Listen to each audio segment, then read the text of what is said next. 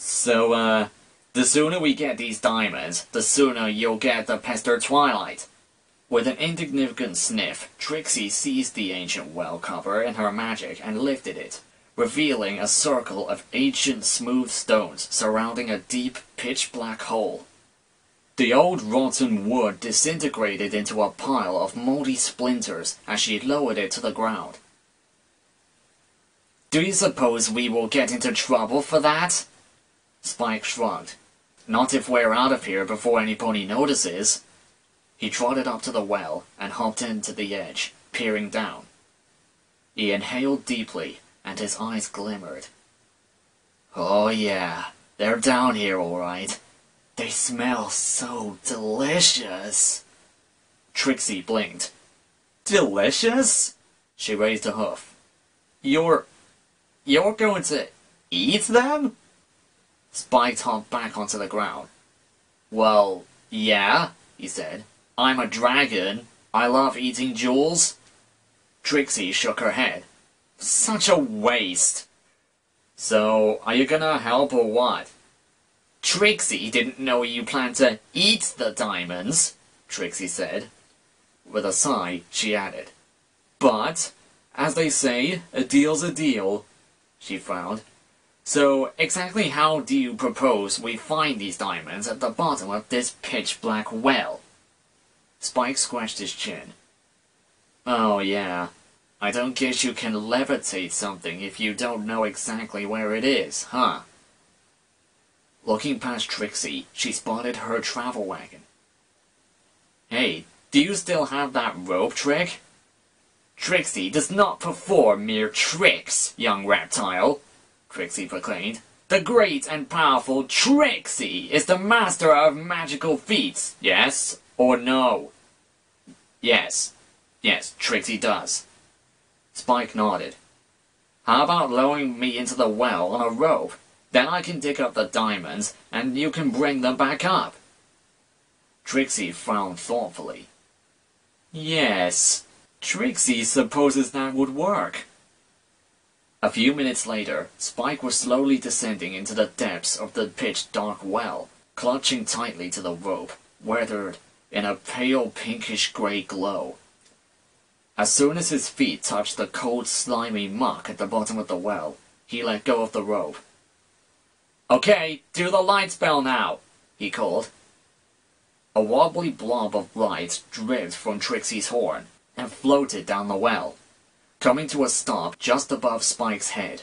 The dragon looked down at the ugly, greenish-black mud at his feet, and to his horror, discovered that it was speckled with bright, shiny flecks of powder-blue crystalline dust. "Oh no," he said, eyes filling with tears. "What is it? What's wrong?" asked Trixie. Ignoring her, Spike began digging through the mud, through blobs of crystal-fleckered gunk every each way. "No, no, no, no, no, no, no!" he cried. After a few minutes of frantic digging, he belly flopped onto the slime, dejected. "There aren't any diamonds down here," he complained. "Just diamond dust in the mud." "In that case, hurry and come up from there so I can fulfill the end of your bargain," Trixie said impersonally. Yeah, Spike sighed. "I'm coming." As Trixie waited patiently for Spike to climb the rope, a fluffy white bunny rabbit hopped by. It noticed her, stopped, and hopped over to peer up at her. Trixie noticed the rabbit and raised an eyebrow at it. "Yes?" The rabbit pointed out the pile of debris that was used to be the well cover, and tapped a foot, frowning. "It is not as if Trixie had destroyed anything important." The rabbit hopped away. Trixie shook her head. "Every creature in this town is obviously critical of Trixie." She snorted in irritation. "Climb faster, minion of Twilight! Trixie wishes to depart for more pleasing matters." "Then maybe you can hold up the rope?" Spike retorted archly. "Oh, yes, of course." Trixie began raising the rope with her magic. Without thinking, she placed her front hooves on the lip of the well and peered down into its depths to better guide the dragon's ascent. The rabbit returned, wielding a water pistol.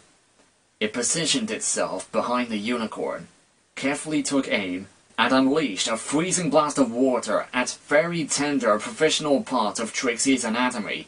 "Aye!" Trixie yelled, pupils shrinking in pinpricks. Her concentration shattered. The rope bearing the baby dragon plummeted into the well, followed seconds later by Trixie herself, who had unthinkingly jolted forward after being squirted.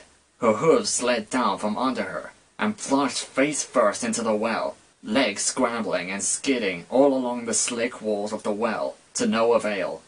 For his part, Spike looked up to see the light far above rapidly disappeared, eclipsed by a falling, flailing pony. "Ah, man," he moaned. He quickly hugged the wall of the well, praying Trixie's great and powerful plot was not about to squash him. The well was not especially wide. For Spike, it had been easy enough to scramble around in the mud at the bottom. It's not particularly spacious. Even a little foal would at least be able to stand and pace around in a circle for all the good it would do. A full-grown mare, however, would be forced to convert her body to a ridiculous degree of even standing on all fours in the bottom of the well. So it was that when Trixie landed, splattering cold slimy mud everywhere, she was forced to sit down on her haunches, scrunched up against one side of the wall, muzzle to snout, with Spike, who suddenly found he had absolutely no room to move around at all. "The great and powerful Trixie has an ouchie." "Well, this is fun," Spike muttered.